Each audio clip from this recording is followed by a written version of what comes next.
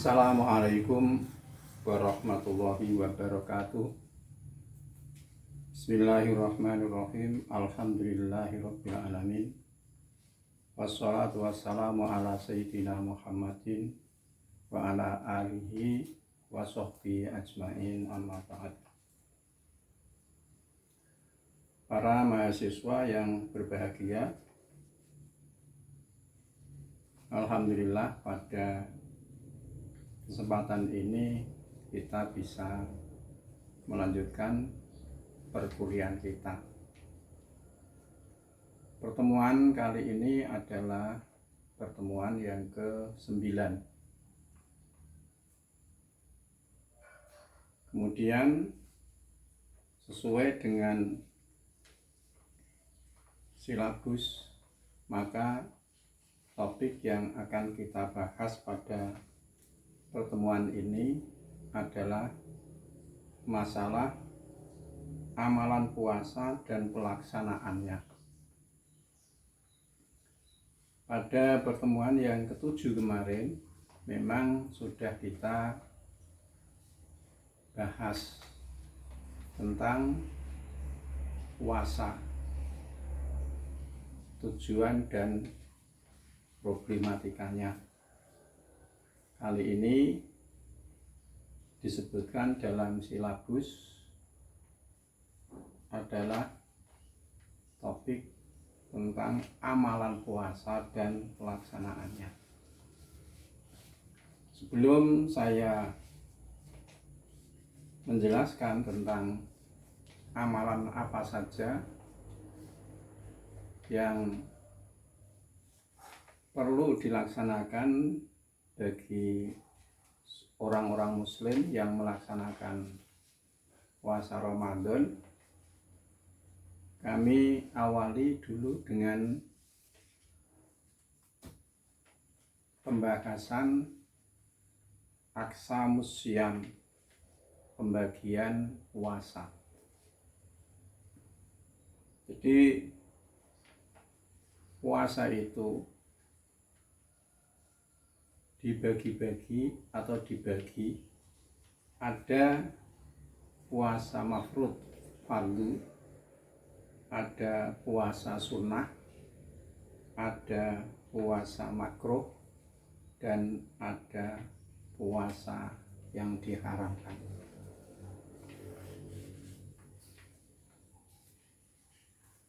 Puasa yang difardukan itu ada dua macam, yaitu puasa yang difardukan isolatan, secara langsung. Jadi memang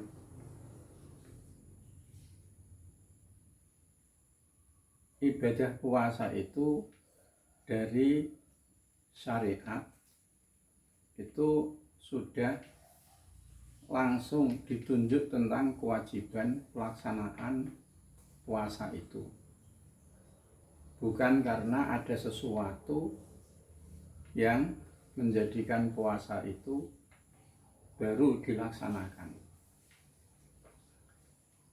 Puasa yang difardukan isolatan, secara langsung dari syariat, adalah puasa Ramadan. Jadi puasa Ramadan itu kefarduannya itu langsung ditunjuk dari syariat. Jadi di dalam hadis yang sudah sering kita dengarkan dan sering kita baca, bunyal islamu ala khamsin, syahadati alla ilaha illallah wa asyhadu anna muhammadar rasulullah wa tuqimas shalah wa tu'addiyaz zakah wa tasuma ramadan wa tahujjal baita.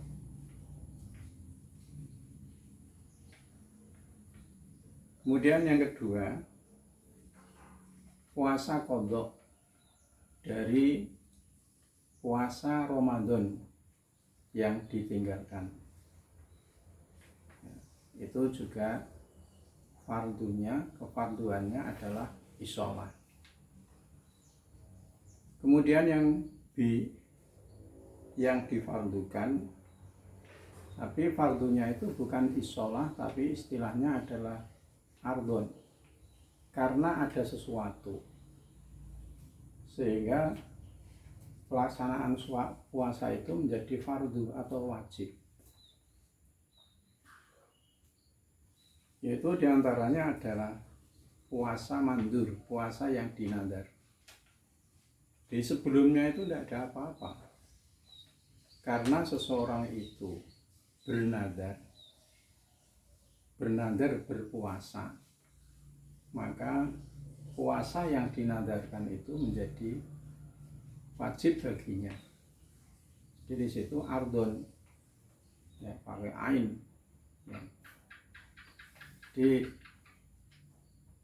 Diwajibkan puasa nazar itu karena ada nazar yang diucapkan oleh seseorang.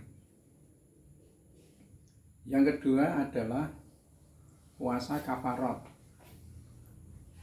Kafarat itu artinya tebusan. Jadi seperti orang yang melanggar sumpah, ya, itu ada kafaratnya berpuasa. Seorang yang menggauli istrinya pada siang bulan Ramadan itu pertama dia harus kafaratnya harus memerdekakan budak. Kalau tidak menemukan, maka dia berpuasa 2 bulan berturut-turut. Jadi di situ ardon, artinya puasa itu dilaksanakan karena ada sesuatu. Kemudian puasa karena hal-hal yang berkaitan dengan pelaksanaan haji. Jadi umpamanya orang yang melaksanakan haji tamattu, maka dia harus menyembelih dam, yaitu menyembelih seekor kambing. Kalau tidak, maka dia harus berpuasa 10 hari kalau tidak mampu untuk menyembelih kambing. Dilaksanakan di tanah haram 10 hari bisa, tetapi boleh dilaksanakan 3 hari di tanah haram, dan yang 7 hari boleh dilaksanakan di tempat lain atau setelah tiba di tanah airnya. Itu pertama puasa yang difardukan. Kemudian puasa yang disunahkan yang kedua. Seperti sebagian hadis yang puasa yang disunahkan, yang ditetapkan dengan dalil,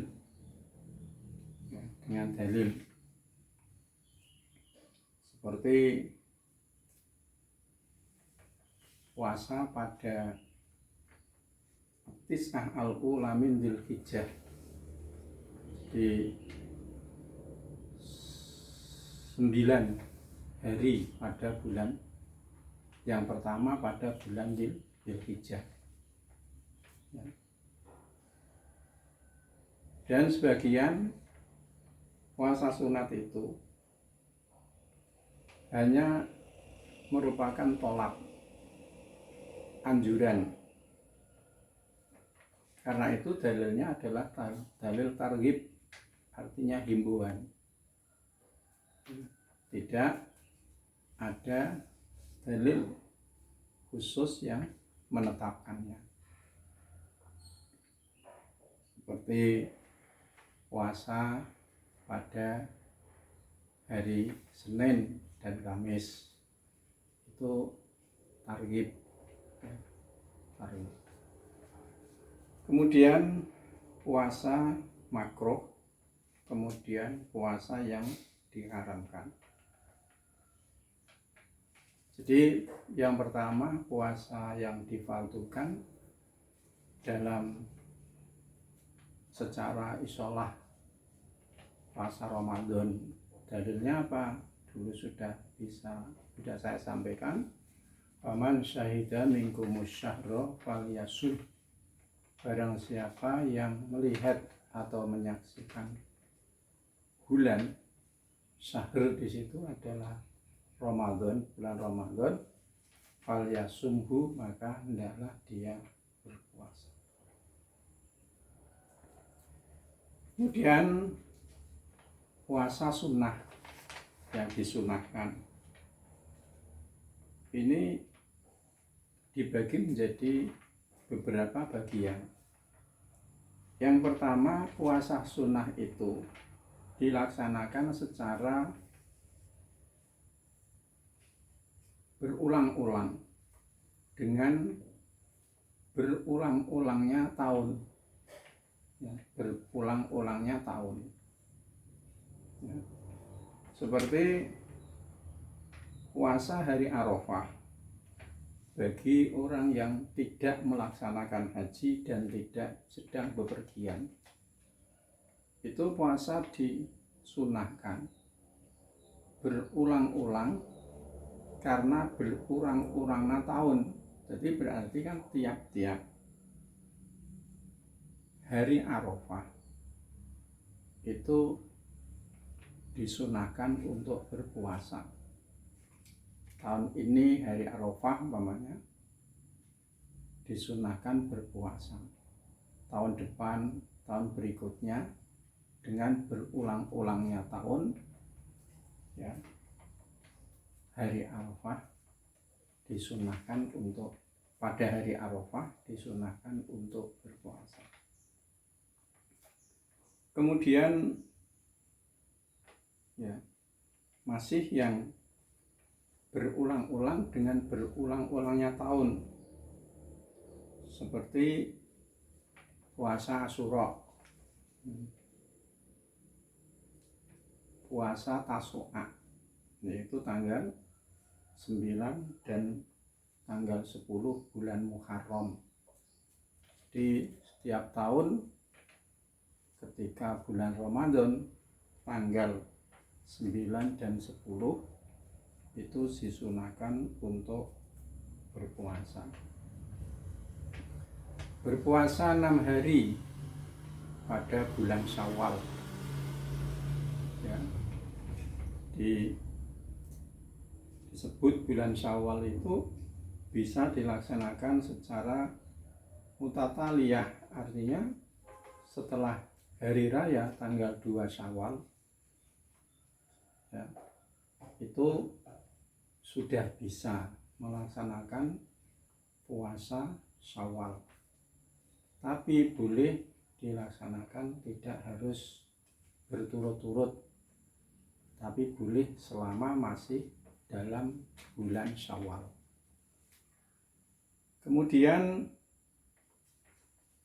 masih dalam puasa sunnah yang dilaksanakan secara berulang-ulang dengan berulangnya tahun, yaitu puasa bulan-bulan hurum, bulan-bulan yang dimuliakan, Ashhurul Hurum, yaitu bulan Dzulqa'dah, bulan Dzulhijjah, bulan Muharram, dan bulan Rajab. Demikian pula pada bulan Sya'ban. Itu puasa sunnah yang dilaksanakan secara berulang-ulang dengan berulang-ulangnya datangnya tahun.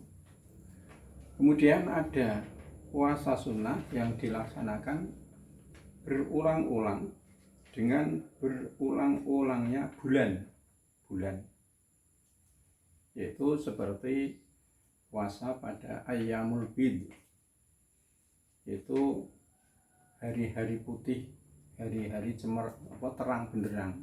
Maksudnya adalah pada tanggal 13, 14 dan 15 bulan Komariah, ya, bulan Komariah. Itu tiap datang bulan, maka pada bulan itu pada tanggal 13, 14 dan 15 disunahkan untuk berpuasa. Kemudian yang berulang-ulang, puasa yang disunahkan berulang-ulang dengan berulang-ulangnya minggu, seperti puasa hari Senin dan hari Kamis. Jadi minggu itu berulang-ulang, maka pada tiap-tiap hari Senin dan hari Kamis pada minggu itu disunahkan untuk berpuasa.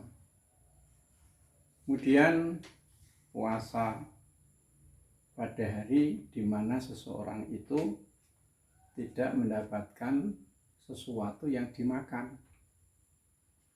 Jadi umpamanya sejak pagi dia itu belum makan, ya, sehingga diperkirakan nanti siang juga tidak bisa makan, maka pagi hari itu, pagi niatnya pagi boleh, karena puasa sunnah itu niatnya tidak harus pada malam hari, tetapi boleh pada pagi hari selama sebelum niat itu dia belum makan. Jadi puasa pada hari di mana seseorang itu tidak mendapatkan sesuatu yang bisa dimakan pada hari. Kemudian puasa sehari puasa dan sehari berbuka, seperti yang sudah sering kita dengar, yaitu cara berpuasanya Nabi Daud, yaitu puasa pada hari, kemudian berbuka pada hari berikutnya, kemudian pada hari berikutnya puasa lagi, dan begitu seterusnya. Itu adalah macam-macam puasa yang disunahkan. Jadi ada puasa yang disunahkan secara berulang-ulang dengan berulang-ulangnya tahun, ada puasa yang disunahkan berulang-ulang dengan berulang-ulangnya bulan, dan ada puasa yang disunahkan berulang-ulang dengan berulang-ulangnya minggu. Adapun puasa dahar, puasa tahunan, setahun, itu boleh dan disunahkan, sunnah. Seperti puasa dalail itu boleh, ya, kalau di sini kan terkenal dengan puasa dalail.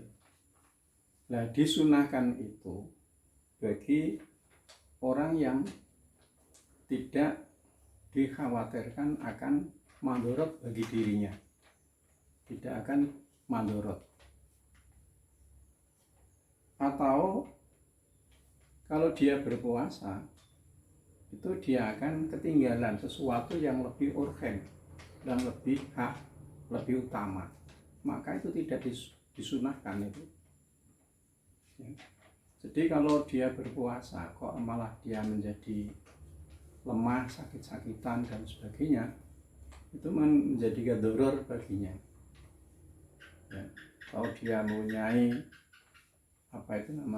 penyakit, ya, lambung dan sebagainya, sehingga ketika digunakan untuk berpuasa tiap hari shaumud dahr akan menjadi madorot, ya, sakitnya akan kambuh, maka tidak sunnah baginya. Atau Kalau dia berpuasa, dia akan ketinggalan sesuatu yang lebih utama. Jadi umpamanya saudara ini kan masih usia belajar. Kalau saudara itu ada kemampuan untuk berpuasa, silakan, lebih bagus. Tapi kalau saudara berpuasa, itu malah mengganggu konsentrasi belajar saudara, dan itu kan amalan yang ya paling baik ya bagi usia-usia saudara seperti saudara itu. Ya. Jadi usia-usia seperti saudara itu, masih pelajar, mahasiswa, itu amal yang utama itu ya belajar itu. Di samping memang amal-amalan fardu, sholat, puasa, dan sebagainya itu harus itu. Tapi selain itu, amalan yang utama bagi orang-orang yang seusia saudara itu adalah belajar. Belajar tekun untuk kepentingan dan kemaslahatan saudara untuk masa depan. Jadi kalau saudara puasa kok malah mengganggu belajarnya, kurang konsentrasi, badan menjadi letih dan sebagainya, maka tidak menjadi disunahkan, bahkan boleh jadi beralih hukumnya menjadi makruh. Kemudian yang ketiga, tadi suatu puasa yang difardukan, puasa yang disunahkan. Sekarang puasa yang dimakruhkan, ya, yaitu puasa dengan menyendirikan puasa pada hari Jumat. Di Jumat itu puasa, tidak diikuti puasa pada hari sebelumnya atau hari sesudahnya. Karena hari Jumat itu adalah hari raya mingguan bagi orang Islam, ya. Sehingga ya diikuti sebelumnya puasa atau sesudahnya diikuti puasa. Tapi Idul Fitri itu sebelumnya diikuti puasa Ramadan, sebab itu hari raya bagi umat Islam. Kemudian setelahnya disunahkan berpuasa Syawal. Kemudian menyendirikan puasa hari Sabtu atau hari Ahad itu juga tidak boleh, ya, tidak boleh, ya, harus diikuti hari sebelumnya maupun hari sesudahnya, itu makruh hukumnya. Kemudian makruh lagi puasa. Makruh itu apa sih? Di dalam hukum taklifi itu kan takrifnya, makruh itu kan suatu perbuatan kalau dilaksanakan tidak dosa, tapi kalau ditinggalkan malah mendapatkan pahala. Jadi dimakruhkan berpuasa sunnah. Puasa sunnah bagi orang-orang yang mempunyai tanggungan mengqadha fardu. Jadi umpamanya seseorang itu mempunyai tanggungan puasa fardu, qadha tanggungan qadha puasa fardu. Seperti ketika kita sedang bepergian, ketika sedang sakit pada bulan Ramadan itu, tapi kemudian bulan-bulan berikutnya Ramadan sakit tidak berpuasa, kemudian pada bulan-bulan berikutnya sembuh, maka pada saat dia sembuh itu dia harus mengqadha puasanya.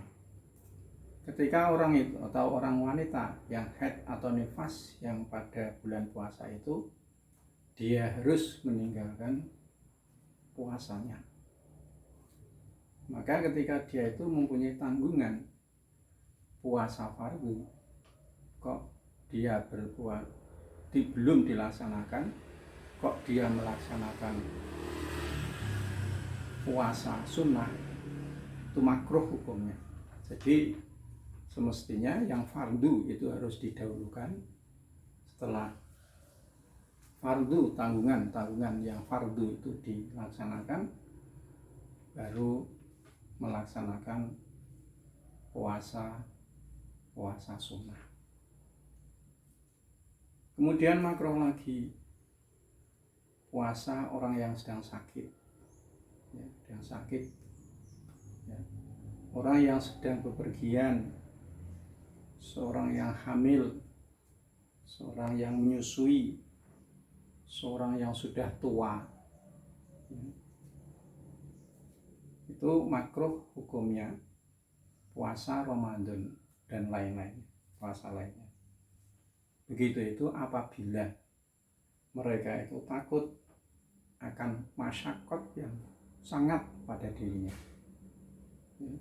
Jadi kalau sedang sakit, ketika dia suruh puasa kok masyaqqat sekali, atau sedang bepergian masyaqqat sekali, ya, orang yang hamil, orang yang sudah sangat rentan tua, kalau dia puasa itu sangat masyaqqat, maka kalau dipaksakan itu malah makruh hukumnya. Kemudian makruh lagi adalah puasa pada hari Yaumus Syak, yaitu hari keraguan-raguan, yaitu puasa pada hari tanggal 29 bulan Syakban, bulan Ruwah. Mengapa disebut hari Syak, Yaumus Syaki? Karena pada hari itu adalah hari keraguan. Apakah itu sudah masuk bulan Ramadan atau belum? Ya. Sehingga di situ ada keraguan. Berarti kalau sudah masuk bulan Ramadan, dia harus puasa Ramadan.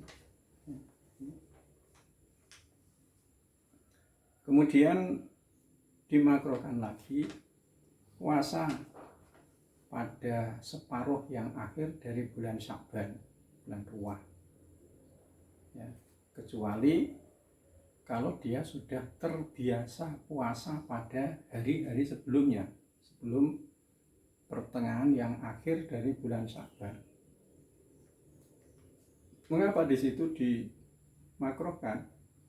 Karena pada bulan Syakban, ya, itu adalah bulan-bulan persiapan untuk melaksanakan puasa Ramadan, ya, sehingga tidak diharapkan, tidak diinginkan seorang itu puasa Ramadan menjadi masyaqqat, karena pada hari-hari sebelum Ramadan itu digunakan untuk berpuasa.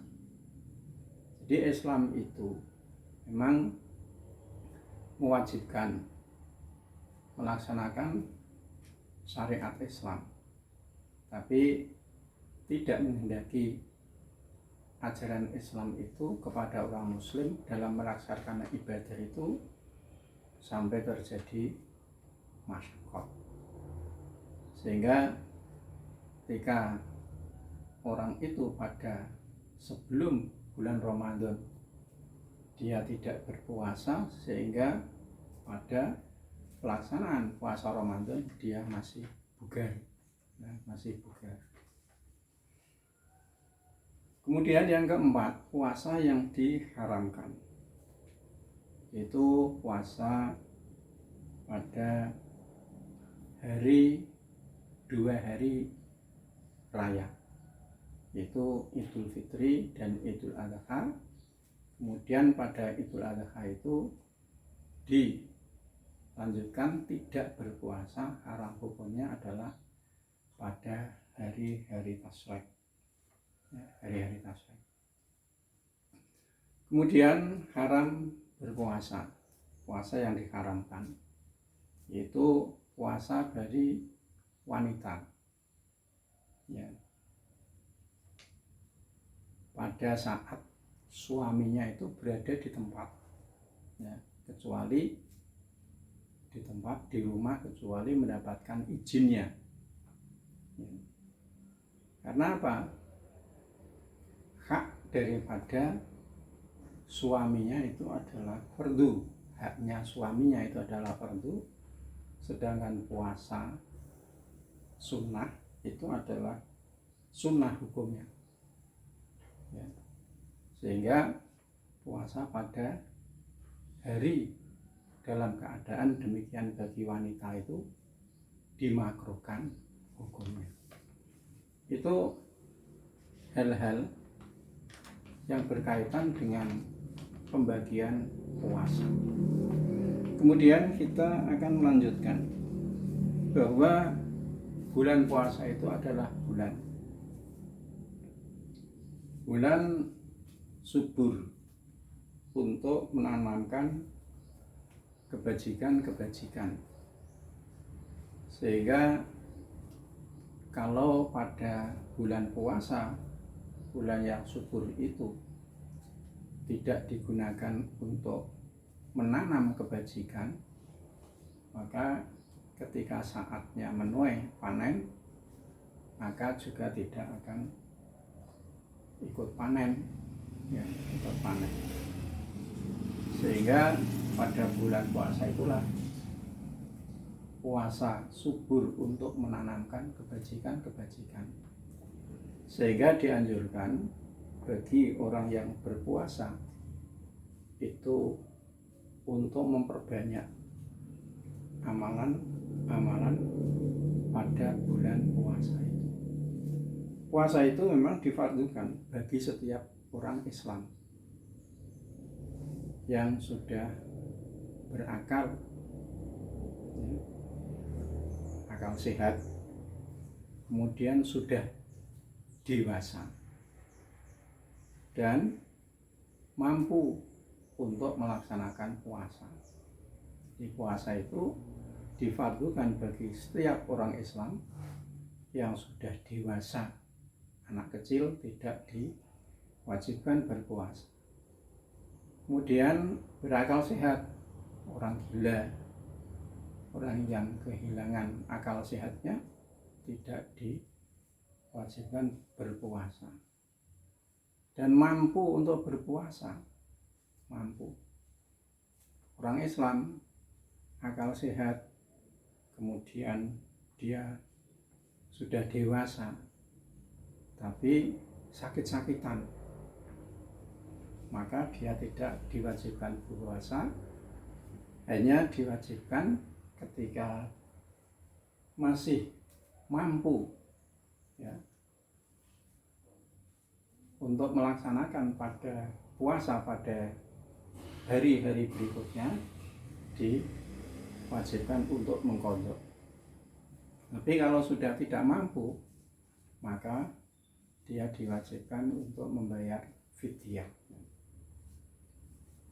Nah, karena bulan puasa adalah bulan yang sangat subur untuk menanamkan kebajikan-kebajikan, sehingga pada suatu saat Rasulullah itu berpesan kepada para sahabatnya dalam sebuah hadis yang diriwayatkan oleh sahabat Ubadah, yang bunyi hadisnya begini: Atakum Ramadhanu syahru barakatin yawishakumullahu fihi fayanzilur rahmatan wa yakhuttul khotoya wa yastajibu fihi du'a yandurullahu ila tanafusikum fihi wa yubahi bikum malaikatuhu fa'arallaha min anfusikum khairan fa inna syakiyya man hurima fihi rahmatallah. Rasulullah berpesan kepada para sahabatnya ketika akan tiba bulan Ramadan, akan datang kepada kamu semuanya Ramadan yaitu bulan yang penuh barokah. Penuh barokah artinya penuh amalan-amalan yang menjadikan perilaku kita ke depan itu lebih bagus. Nah, barokah itu kan ziyadatul hasani, bertambahnya kebaikan. Sehingga syahrul barokah, bulan Ramadan syahrul barokah itu adalah bulan yang bisa dijadikan sebagai bulan tahapan untuk meningkatkan kebaikan-kebaikan. Pada bulan itu Allah Subhanahu wa Ta'ala akan menurunkan rahmatnya. Allah akan menghapus beberapa kesalahan. Allah pada bulan itu akan mengijabahi doa. Allah akan melihat kepada tanafus, ambisi, berlomba-lomba saudara semuanya dalam bulan Ramadan itu. Dan malaikat-malaikat pun ikut berbangga ketika kita umat Islam itu tekun dalam melaksanakan ibadah puasa dengan amalan-amalan utama yang ada di dalamnya. Oleh karena itu pesan Rasulullah, fa'alallaha min anfusikum khairan. Tunjukkanlah dari diri-diri kamu semuanya kebaikan-kebaikan kepada Allah Subhanahu wa Ta'ala. Tunjukkan kebaikan, tapi menunjukkannya itu kepada Allah. Berarti kita beramal itu kalau kita tunjukkan, kita tujukan hanya kepada Allah, itu berarti kita itu ikhlas. Ya, ikhlas. Tunjukkanlah dari dirimu semuanya itu kepada Allah, kebaikan kepada Allah. Ya, rajin beribadah, rajin melaksanakan sholat dan amalan-amalan yang terpuji lainnya yang diutamakan pelaksanaannya itu lebih-lebih pada bulan puasa. Fa inna syaqiyya man hurima fihi rahmatallah. Orang-orang yang rugi, celaka adalah orang-orang yang pada bulan Ramadan itu dia terhalang, tidak mendapatkan rahmat Allah Subhanahu wa Ta'ala. Karena mengapa dia terhalang dari rahmat Allah? Ya tadi saya ilustrasikan, kalau bulan puasa itu merupakan bulan yang penuh barokah, bulan saat-saat subur orang itu menanam kebajikan-kebajikan, sehingga ketika pada bulan puasa itu dia tidak bisa menggunakan kesempatan untuk menanamkan kebajikan, maka ketika orang-orang lain yang berpuasa itu sama menuai pahala kebaikan-kebaikan, dia tidak ikut mendapatkan apa-apa karena pada bulan puasa dia tidak melaksanakan amalan apapun. Oleh karena itu dari tema amalan puasa dan pelaksanaannya, hadis Ubadah bin Samit ini bisa kita resapi betapa bermanfaatnya ketika kita melaksanakan amalan-amalan pada bulan puasa itu. Disebut bulan yang penuh barokah. Pada bulan itu Allah akan menurunkan rahmatnya. Pada bulan itu Allah akan menghapus dosa-dosa.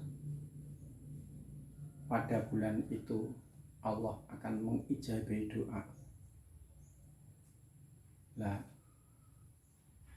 apa yang disampaikan oleh Nabi dalam hadis ini adalah ketika pada bulan puasa kita berambisi, kita berlomba-lomba bagaimana apa yang disampaikan oleh Rasulullah tadi bisa kita peroleh pada bulan puasa itu.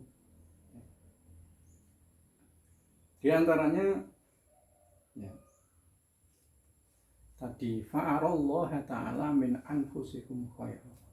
Tunjukkanlah dari diri kamu semuanya kebaikan-kebaikan kepada Allah. Di antaranya kebaikan yang kita tunjukkan kepada Allah, kita laksanakan dengan ikhlas adalah umpamanya memperbanyak sedekah. Di sedekah, karena sedekah itu yang diberikan pada bulan Ramadan itu memiliki keutamaan lebih. Karena apa? Karena sedekah pada bulan Ramadan itu bisa menolong kepada orang yang diberi sedekah itu, lebih-lebih orang fakir dan miskin, untuk menunaikan fardunya puasa. Jadi karena orang fakir dan miskin dan orang yang membutuhkannya itu ketika berpuasa, dia itu mencari rezeki, mencari bekal dalam keadaan susah payah, sehingga dia ketika mendapatkan sedekah bantuan, maka bisa lebih meringankan beban mereka, lebih bisa sempurna mereka dalam melaksanakan puasa itu, bisa melaksanakan amalan-amalan pada bulan puasa itu, karena bisa mengurangi beban mereka dalam mencari rezeki yang susah payah, sehingga dia tidak bisa melaksanakan secara maksimal karena kesibukannya untuk melaksanakan kebajikan-kebajikan. Seperti memberikan sedekah pada waktu orang sedang sangat membutuhkan, itu lebih utama daripada kita memberikan sedekah pada saat orang-orang itu tidak begitu membutuhkan. Jadi di antara yang biasa kita laksanakan sedekah itu ya adalah umpamanya memberikan buka kepada orang yang sedang berpuasa. Jadi sekarang itu dengan berkembangnya pemahaman orang Islam terhadap ajaran agama, kesadaran mereka untuk melaksanakan ajaran agama, kesadaran mereka untuk memberikan pertolongan kepada mereka, harapan-harapan untuk mendapatkan pahala pada bulan Ramadan itu, sehingga kita lihat ya, di tempat-tempat tertentu, di masjid, bahkan kadang-kadang di jalan itu banyak yayasan, lembaga, bahkan masjid-masjid itu sama membagikan bekal berbuka. Hadis Rasulullah menyebutkan, manfaat toroso iman kana lahu mislu ajrihi kira annahu la yanqusu min ajris shaimi syai'un. Hadis Tirmidzi dari Zaid bin Khalid. Rasulullah bersabda, barang siapa yang memberikan buka ya, futur kepada orang yang sedang berpuasa, maka dia mendapatkan pahala seperti pahala orang yang diberikan futur, yang diberikan buka itu, tanpa kurang sedikit pun pahalanya daripada orang yang berpuasa yang diberi futur itu. Jadi futur itu ya buka itu, cara berbuka itu kalau bahasa Indonesianya. di sini banyak sekali sekarang itu ya, lembaga-lembaga, masjid-masjid menyiapkan ya bagi orang-orang yang berpuasa ya, agar mendapatkan buka itu. Kalau di masjid-masjid besar, apalagi ketika kita umpamanya bisa melaksanakan umroh di Makkah atau di Madinah umpamanya, di sana itu pada bulan umroh pada bulan puasa, di sana pada sore hari kita masuk ke dalam masjid ya, ke dalam masjid. Nah, sebelum menjelang maghrib ya, saatnya berbuka, itu sudah banyak para dermawan-dermawan itu menyiapkan buka puasa dengan menggelar apa itu namanya ya, gelaran itu ya. Kemudian disiapkan di sana hidangan-hidangan.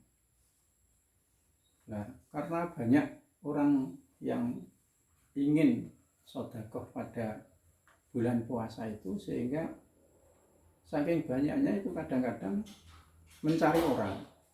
Di orang masuk masjid itu sudah ditunggu, kemudian diajak supaya bergabung dengan tempat yang sudah disiapkan oleh mereka untuk menjamu kepada orang-orang yang melaksanakan puasa itu, berebut itu ya, berebut ya. Mudah-mudahan kita di negara kita ya, menjadi negara yang subur makmur, bisa melaksanakan amalan-amalan seperti itu di tempat-tempat yang mulia, di masjid, di musola, atau di lembaga-lembaga Islam, sehingga umat Islam itu merasa sejahtera, senang dalam melaksanakan ibadah puasa. Kemudian amalan lain, tunjukkanlah pada Allah kebaikan dari dirimu.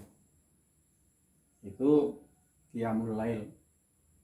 Yaitu qiyamul lail itu artinya kan dulu bangun pada waktu malam hari untuk melaksanakan sholat ya. Kalau sekarang sholat itu menjadi sholat tarawih, kemudian sholat tahajud, sholat tasbih ya, dan sebagainya. Kemudian memperbanyak membaca Al-Quran ya, membaca Al-Quran. Jadi di dalam hadis yang isinya bahwa puasa dan Quran itu kedua-duanya pada hari kiamat akan bisa memberikan syafaat kepada hamba. Hamba siapa? Ya hamba mestinya yang berpuasa dan membaca Al-Quran. Puasa akan berkata demikian, ya Allah, saya telah menghalang-halangi dia untuk makan dan nafsunya, nafsu seksualnya pada siang hari, maka berikanlah kesempatan kepada saya untuk memberikan syafaat kepada mereka. Quran pun berkata, ya Tuhan kami, saya telah menghalangi dia tidur pada malam hari karena membaca saya, maka berikanlah kesempatan kepada saya pada besok hari kiamat itu untuk memberikan syafaat kepada mereka. Itu masih banyak sekali kalau kita kaji tentang amalan-amalan bulan puasa yang penuh barokah itu, seperti diijabainya doa. Dia ada hadis yang menyebutkan Rasulullah bersabda, salah satu laturat duda watuhu. Ada 3 orang yang doanya itu tidak ditolak. Itu doanya orang yang berpuasa sehingga dia berbuka. Doanya imam yang adil dan doanya orang yang teraniaya. Jadi kalau di dalam hadis tersebut wa yastajibu fihi doa, tadi yang saya sebutkan, Allah akan mengijabai doa, bahwa doanya orang yang puasa itu tidak ditolak oleh Allah Subhanahu wa taala. Kemudian puasa itu adalah merupakan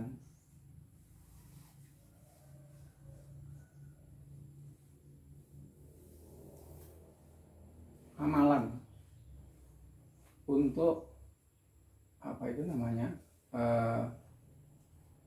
meningkatkan kebajikan kita pada bulan-bulan atau kesempatan berikutnya.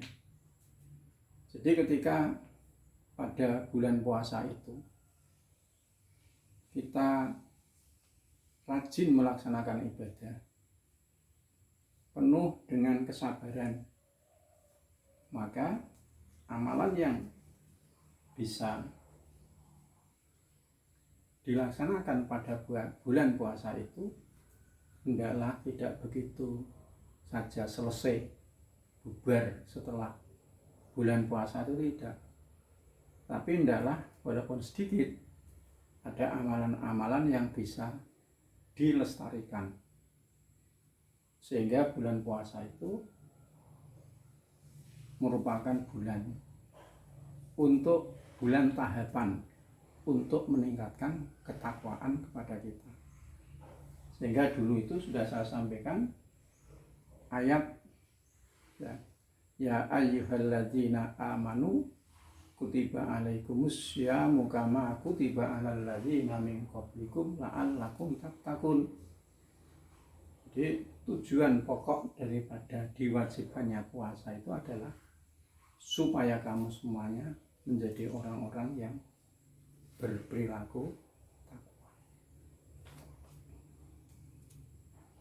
Di antara hikmahnya puasa adalah merupakan bulan kesabaran. Sebab sabar itu separuh dari iman. Seperti hadis Rasul yang diriwayatkan oleh Imam An-Nasai dari Mu'adz bin Jabal. Rasulullah bersabda, ala adulluka ala abwabil khairi, qultu bala ya Rasulullah, qala as-shaumu junnatun fas-shaumu junnatun minal adzabi wa minal akhlaqis sayyi'ah. Maukah saya tunjukkan kepada kalian tentang pintu-pintu kebaikan? Mu'adz bin Jabal menjawab, bala ya Rasulullah, ya, siap ya Rasulullah. Kemudian Rasulullah melanjutkan sabdanya, puasa adalah merupakan perisai. Puasa adalah merupakan perisai dari adab dan merupakan perisai daripada akhlak-akhlak yang buruk. Sehingga pada waktu kita melaksanakan bulan puasa, kemudian perilaku-perilaku yang buruk itu bisa kita tinggalkan, maka ketika itu bisa kita aplikasikan, bisa kita laksanakan, terapkan, meninggalkan akhlak yang buruk itu pada hari-hari berikutnya setelah puasa, maka itu akan merupakan perisai, tameng daripada kita melaksanakan perbuatan-perbuatan puasa. Kemudian kemarin pada pertemuan yang ketujuh sudah kita sebutkan bahwa puasa adalah hikmahnya adalah diantaranya untuk menjaga kesehatan. Sumu tasifu, Rasulullah bersabda, berpuasalah maka kamu akan sehat. Sudah saya sebut. Kemudian diantaranya lagi hikmah berpuasa adalah menumbuhkan rasa solidaritas. Jadi Nabi Yusuf itu adalah seorang nabi yang suka berlapar-lapar, ya, bersuka-suka. Jadi orang itu ketika pernah melaksanakan sakitnya lapar hanya pada saat sebagian waktu saja. Jadi orang-orang berpuasa, orang-orang yang kecukupan, orang-orang yang berpuasa, dia itu kan merasakan lapar kan hanya pada saat berpuasa itu. Ketika tidak berpuasa, dia bisa leluasa untuk menikmati hidangan, sehingga tidak pernah melaksanakan dan merasakan sakitnya lapar. Ketika orang yang cukupan itu hanya sementara saja merasakan sakitnya lapar, maka dia akan sadar, ingat orang yang fakir, orang yang miskin, yang sebagian banyak pada hari-harinya itu merasakan lapar. Sehingga dengan kesadaran dan perasaannya itu dia akan secepatnya segera untuk berbelas kasih kepada mereka dan berbuat baik kepada mereka. Dikatakan kepada Nabi Yusuf, kana katsirul ju'i lima taju'u wa anta ala khazainil ardi faqala inni akhafu an asba'a wa ansal jami'a. Dikatakan kepada Nabi Yusuf, Nabi Yusuf adalah seorang nabi yang banyak senang berlapar-lapar. Ditanya kepada dia, mengapa kamu susah-susah berlapar-lapar, sedangkan kamulah yang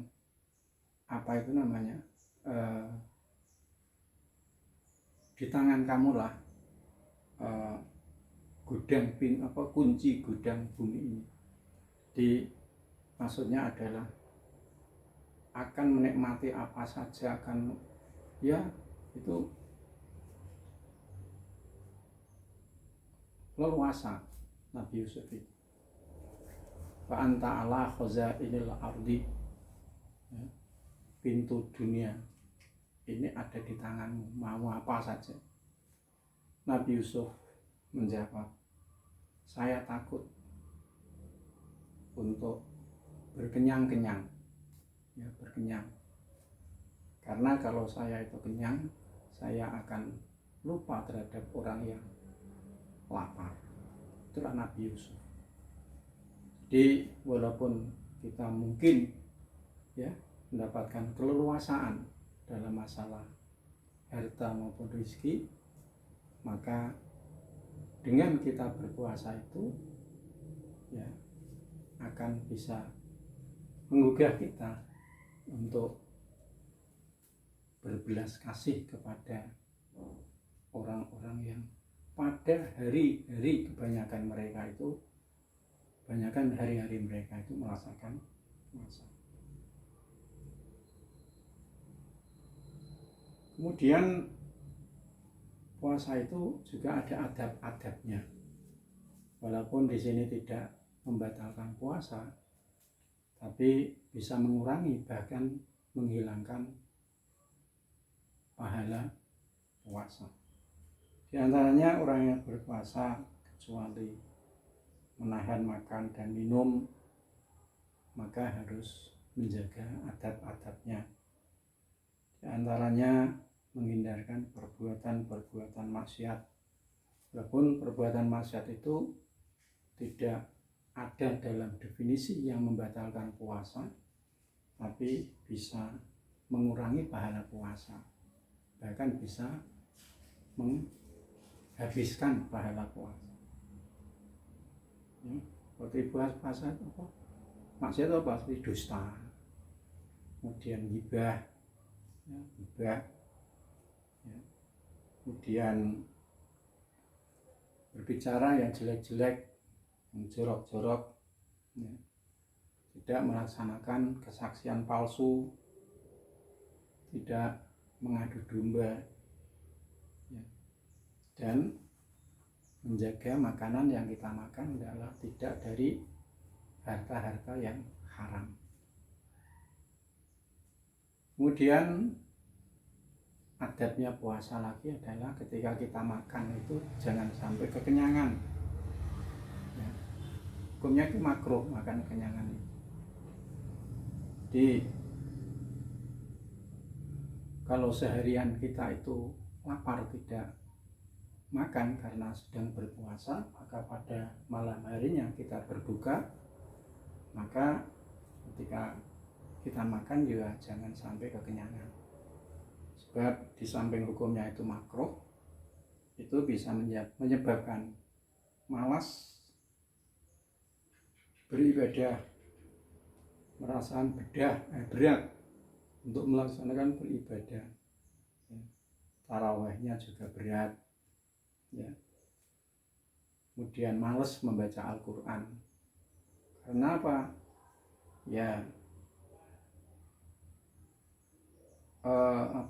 Peredaran darah kita itu, kalau kita lihat itu kan fokusnya kan akan ke perut kita, perut kita. Jadi yang ke kepala itu sangat sedikit sekali, sehingga kita menjadi bermalas-malasan.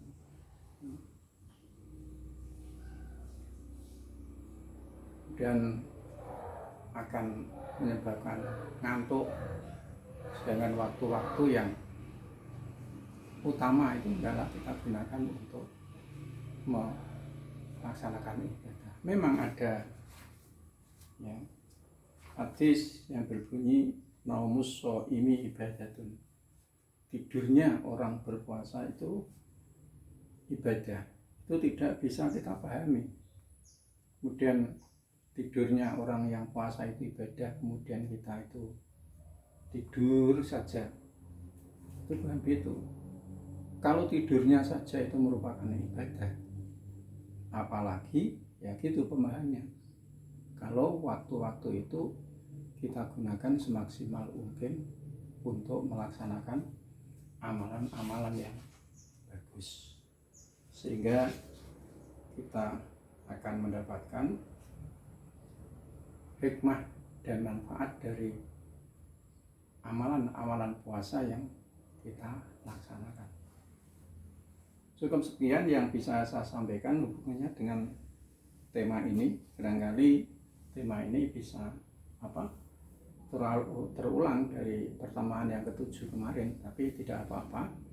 Yang mesti ada kurang lebihnya saling mengisi antara tema yang ke-7 dengan tema yang ke-9 ini. Cukup sekian saya akhiri pertemuan kita ini. Wabillahi taufiq wal hidayah. Wassalamualaikum warahmatullahi wabarakatuh.